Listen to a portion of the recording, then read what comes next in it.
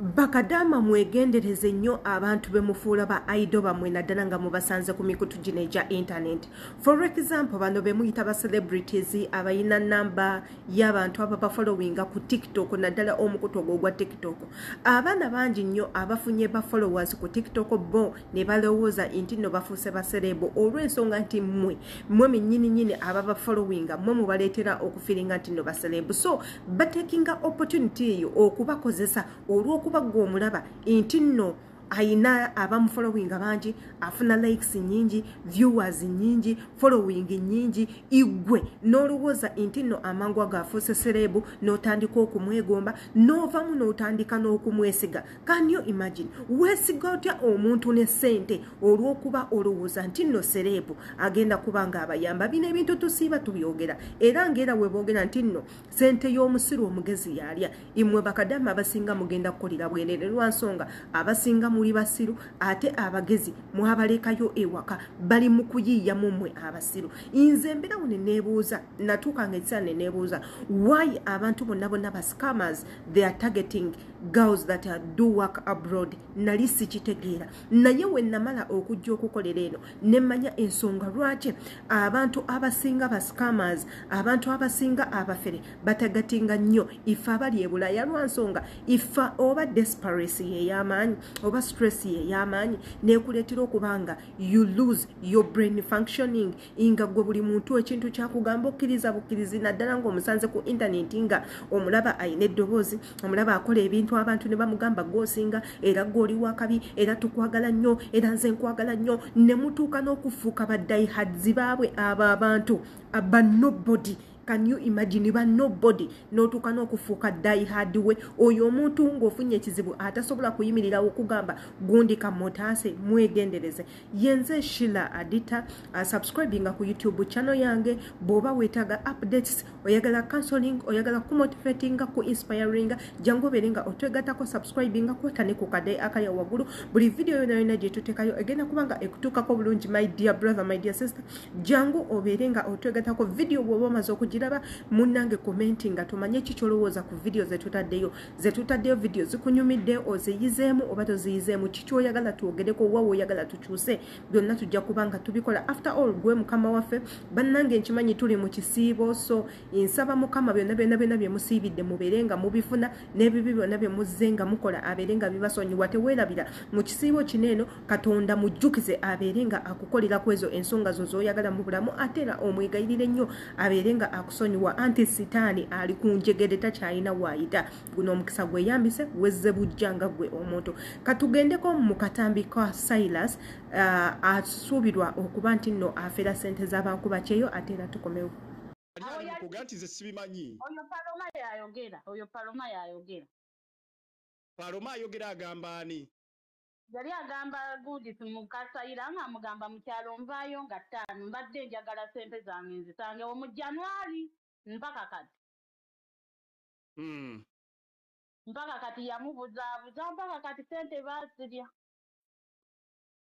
Zonna ngenda kuziggyayo zange zonna ngenda kuziggyayo ndabe ate entandikwa ndabe entandikwa weenaabeera zange zonna kugenda kuzimpa. Kati simanyi abalala bali ababiri oba bo bali batya oba nabo ezaabe bagala zijjayo zonna oba bo bagalako kitundu simanyi. Ababiri abo be baani? Ababiri be baani? Waliwo abaana abawala abalala baali ndowooza Uganda naye nze bo sibamanyi nnyo wabula abo be mmanyi. Naye nga mu kibiina baali baweramu bantu banga 7 naye bonna tewali kati gurupu abantu tekuliko n'omu gwe baawa yadde 10 yadde we wabeerayo nga waliyo n'omu gwe baawa neebuuka ate nga waliyo kirabika n'abalala abakyasonda abakyali ku kyeyo naye abali ebweru be baakakibufere. Mamikisa omanyi kye tuba tukola katujje enkya obale bulungi ssente zo nga nange wendi kitegeera. Katujje enkya kansubire nti ngenda kujja ne basuzi nabo baagala kujja olaba otya tuba tusaba otulagirire tujje enkya tubale akasente nga nange wendi. Ani ayogera awo? Paloma yayogera. Agamba ani? Agamba gundi Mami Kisi yoyo mukasayira. amugamba mbuno ki nti ayagala besinkane yamugamba ayagala besinkane naye era baagaana omusinkana ne bamubuzaabuza kyogamba nti kati Paloma tamanyi waabano tamanyi we waka era tatuuka nga tabasisinkagananga bonna tewali amanyi waabwe tebamanyiiyo baagaana bonna tebatyakkiriza kusinkana bantu mu Uganda Paloma amazeemu bbanga ki yaddayo nga ndowooza mu Desemba awo kati okuva Desemba mpaka kati tabasisinkaganangako ng'ate be balina ye bamugamba ki kale okubasisinkanira tasobola zisindika ku mobile bakolawo ki kyawo anti basooka ne bateekawo eyo excuse nti munnange oli yagenze embalala baamukwata kati olwamala n'amugamba mbu naye ku Lwokuna tusuubira okumuta Olwokuna bwe lwatuuka oli n'amusaba ssente n'amugamba owaaye lindako nze sirina ssente kyokka ez'ekibiina kati zaafuuka ez'okubanja ezaali mu bbanka kati zaafuuka zaakubanja tujje enkya tumala owulira wano tubale tusaba otulagirire tujje enkya tubale akasente nga nange wendi ani ogamba otya mukwano kansente oli fine ndia olinawo emitwalo 2 osooka oganyambeko osooka ogampale katono anafunyemu ebizibu kati ani oyo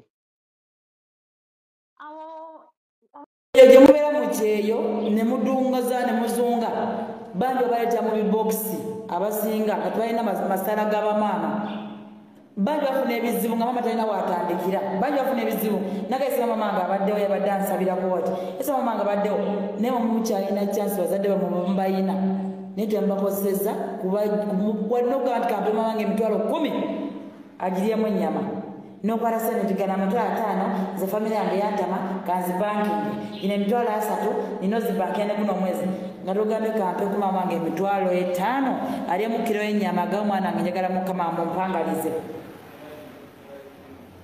ebyo temubijjukira mwasaamira bwasaamirize temubijjukira bwe wali otandika okuva ewaka ng'otutte pasipooti yo bakuwa omulimu misaira yaliko eyakusuzanga oba asula mu nyumba ya maama we ne ku makya gamanywa kyayi tewatera kupresha mwana nga ojja kgenda mwana nge tewayaliikira ojja yitawo ojja dduuka bulungi baliyo hellos baana mwenna kibagamba dda era kanyongere kibagamba baana mwamulaba kuno abantu balina simanyanga like simanyi shares olubalaba nga mugwirana mwe mwesoosa olina WhatsApp group tandika WhatsApp group webazitandika ne bababba nga mujja mukaaba abantu balina WhatsApp group tebakola mulowooza bana abakolera ki naye nga bambi Cyrus ne munno bambi come out and say something because mugenda like mugudoro kiki ekibakosa WhatsApp groups ne mukuteekamu ebintu bya ssente nze bamulaba I distance myself from WhatsApp groups era ziri ku normal basis kudigira kuchakala only inspiring seri mbya ssente kati nno abo be basayirasi bammwe be musiiba muwaana ne mukubira enduulu olina omukazi omulungi bannange oli mulungi gayo so adwakenge ennyumba yonga nnungi bannange ffe tukwagala era gwasinga wooligwa bwendigwa ye bannange nga buli muntu abagambako muvaayo ne mutandika omukola kaataaka oyo gayi nze ndudde ebbanga nga mulaba ku TikTok of course nze simuyinaako buzibu sigenda gamba nti oba I'm speaking out of beef no simuyinaako buzibu tamanyi simumanyi naye nawulirako saga similar to this ng'abaana bavuddeyo nga bagamba nti nno abafera sente nga yeyabisa group gye creatingawo nabeera nga abafera sente of course this guy came out nabeera nga clearing hair nga gamba no I'm not maybe someone else is behind this using my name we are not that we are not doing that me and my wife are okay we are not financially well but we can provide provide for each other. I wake up very early in the morning, go and work to provide for my family, both my kid and my child. Sisobola kera kumacha nemberanga inziba sente za lwaki mbanziba. So the public had him out netugamba maybe bibire ebintu bya bulimba. So until today ebintu bino ebirala webikomyewo abantu bali ku live bus streaming live abaana ne batandika okubeera nga complaining ababali mu group ye inga bafera sente ye ne mukazi we bayina engeri yaabwe gye bakikolamu okuba nga baferamu abaana bano sente. Ate atujjukire nti these silencers, of course they had an organization for human rights ezabo abakola e Bulaya era nga people came out ne babakolako attack telling them you people mwagala kubba sente z'abaana, you don't have the energy of rescuing a person ali abroad. How are you going to do it?